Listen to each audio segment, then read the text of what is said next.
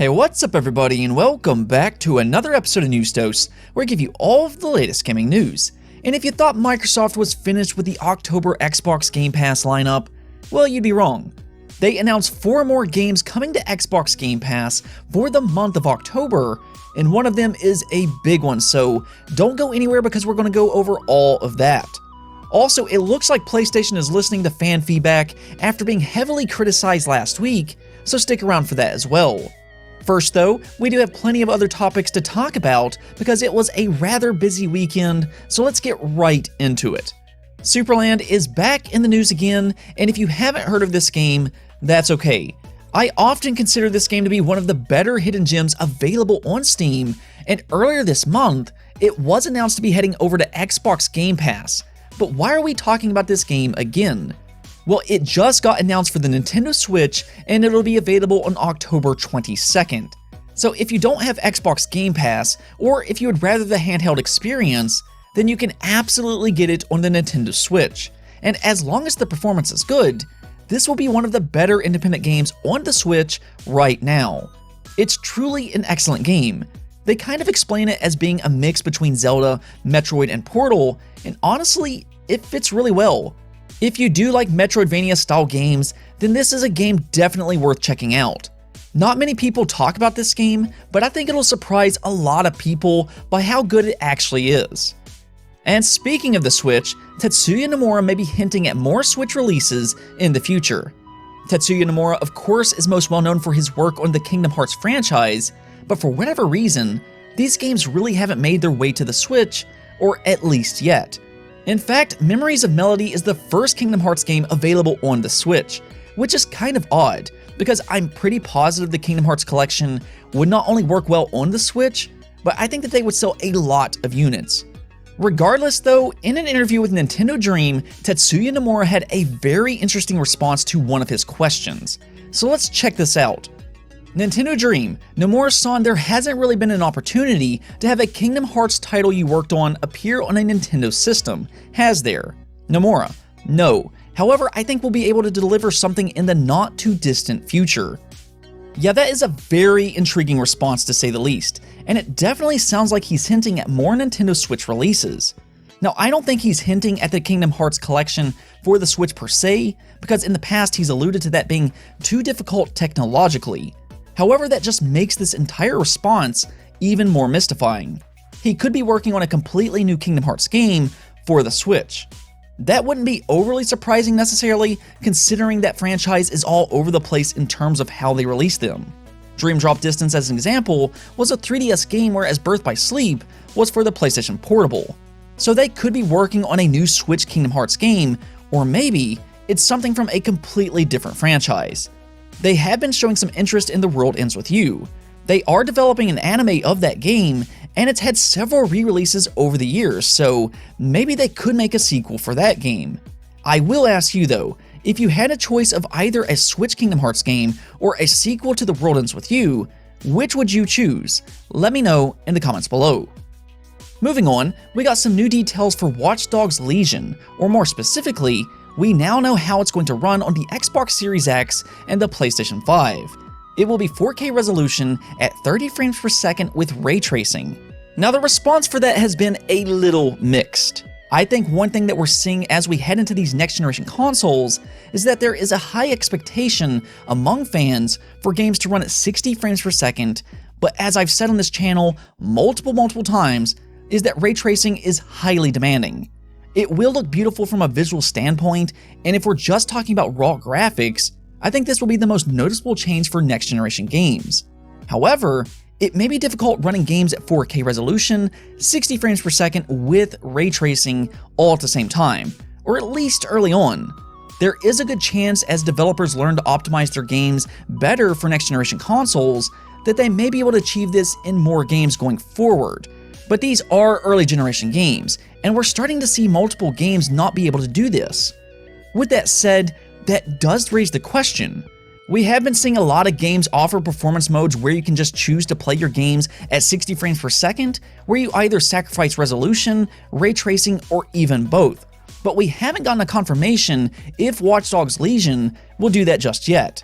So we're going to have to see what happens there, but let me know your thoughts on games offering performance modes. If you're given the choice, do you want 60 frames per second or do you want ray tracing? Let me know. Also, NBA 2K21 got a little update that has fans very upset to say the least. Now, this is something that we've talked about on the channel on several occasions, as there has been some reports come out that certain publishers was experimenting with full in-game commercials. Well, 2K Games was one of those publishers, and they did this last year with NBA 2K20. Well, they're doing it once again with NBA 2K21, and fans are obviously not happy about this. So the thing is, in-game ads is not necessarily a new thing, as it happens all the time in free-to-play games. But that right there is the problem. NBA 2K21 is considered a big AAA game, and it's even one of the first $70 games for next-generation consoles. So to have in-game ads in a $70 game is not going to be received all that well. It also doesn't help that NBA 2K Games oftentimes tries to push microtransactions heavily. So when you start to look at these things, it's easy to see why some fans have major issues with this type of stuff. And you know what the really sad part about all of this is that we're finally to the point where we can do away with much of the load times in games because we have these incredibly fast solid-state drives now. But apparently, we may be getting unskippable in-game ads to replace those. That seems to be kinda messed up when you start to really think about it, but hopefully not too many games will do this in the future. We'll see about that, of course, but if it starts to negatively impact games that does this type of thing, I imagine they will reverse these type of decisions. Let's talk about Xbox Game Pass though, because that always brings a lot of joy, and they've already announced a lot of games this month. Of course, you have Doom Eternal, Forza 7, Age of Empires 3, Superland, Katana Zero, Tales of Vesperia, and the list just goes on and on that were all announced for the month of October. So they've already announced a bunch of really good Xbox Game Pass games, so this is why this is even more surprising, because they just added 4 more games for the month of October. So check it out. Double Fine will be releasing 3 beloved point-and-click adventure games, Grim Fandango, Full Throttle, and Day of the Tentacle. All of these will release on October 29th, and if you like point-and-click adventure games, you're really not going to find much better than these games. The big release though is Rainbow Six Siege.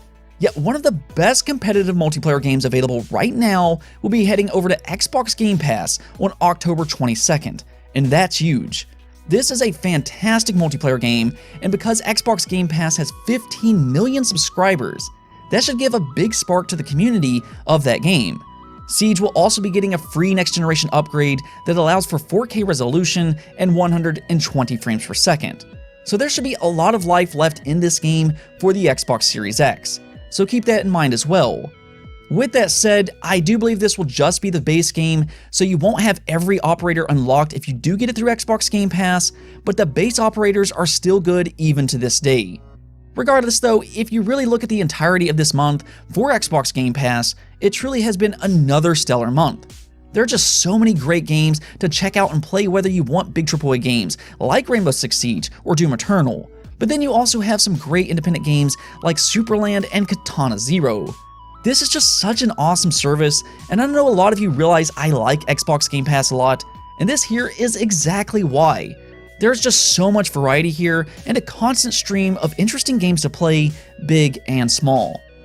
That wasn't the only Xbox news though, because in that Kotaku interview from last week that alluded to Bethesda games being Xbox exclusives, Phil Spencer was also asked about Rare reviving games like Banjo-Kazooie and Conker. Well, Phil Spencer basically said it was up to Rare if they wanted to bring those games back, but pointed out that they seem to be happy making new intellectual properties such as Sea of Thieves and Everwild.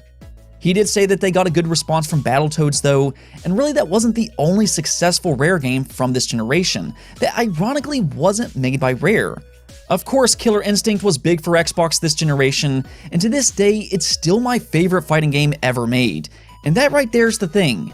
I think for a while now, I've kind of given up hope that Rare is going to go back and make a new Banjo-Kazooie. That's one of my favorite games of all time, but I just don't think they're going to make a new one. Even Greg Mells doesn't seem like he wants to make a new one unless he thinks of a new original idea. But what I think is going to happen is that Rare could end up licensing out the new Banjo IP like they did with Battletoads and Killer Instinct. We are seeing Xbox have some success with those type of games, and honestly, I think that they should just do a remake of the original first 2 Banjo-Kazooie games. We've seen Crash, Spyro, and now Mario all have success by offering these updated collections. Of course, Mario wasn't necessarily remade or anything like that, but come on, Banjo deserves the remake treatment. I mean, just looking at the response of Banjo coming over to Smash Bros., fans are absolutely eager to see this franchise return, and if Rare isn't willing to do it, I think Xbox should step in and get the ball rolling with a third party working on a new game. Then after that, maybe we can get a sequel if it does well enough. But in the meantime, it doesn't sound like Rare themselves will go back and work on these older games. Onto the PlayStation news though, the PlayStation 5 has some real fan service for us today. I kid of course. But they did reveal they will be gathering APU data for each game, and will optimize the PlayStation 5 fan through updates in order to get the best results. This is actually a good thing because it's more or less geared towards stability, and if you've noticed, one common theme with the PlayStation 5 is that they're taking the cooling very serious. Not only do they have that huge fan on the inside, but they also have a massive heatsink and even liquid metal cooling. Now that's interesting because we've never seen liquid metal cooling in a console before. There is that question for how long they can last with liquid metal cooling, but I think Sony probably put a lot of work into that solution, and hopefully that won't be a problem in the future. Now though, we are seeing them already think about these stability updates with the fans, and I view that as a good thing because they're putting some forward thinking of how to get the best results in terms of cooling. These consoles are going to be extremely powerful, so we have to have good cooling solutions, especially as we get better looking games. So hopefully this helps with that. Now Sony also responded to some of the criticism that they were receiving last week when fans were concerned about being spied on by Sony. They did reveal that in the PlayStation chat that users would be able to enable recording, so they could record their fellow gamers and then report to Sony if there was any kind of harassment. Well, fans didn't exactly take to that too well because they feel it's an invasion of privacy, and really this is something that Xbox struggled with in the early days of the Xbox One. A lot of fans did not like Kinect because they thought Microsoft was going to spy on them, and now we're seeing a similar situation with the PlayStation 5, its record feature, and the built-in microphone for the DualSense controller. Well, the good news is that Sony did respond and said that they will be reviewing feedback on this decision, and they will keep us posted on what happens next.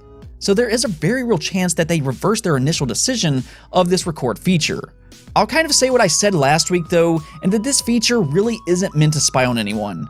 They're trying to do away with some of the toxicity that happens in chats, though at the same time I do understand why some people feel like it's an invasion of their privacy. If anything though, it's really good to see that Sony acted quickly and they posted a response that they're at least listening to fans. So overall that is a good sign. They could have easily ignored this criticism, but they chose to respond.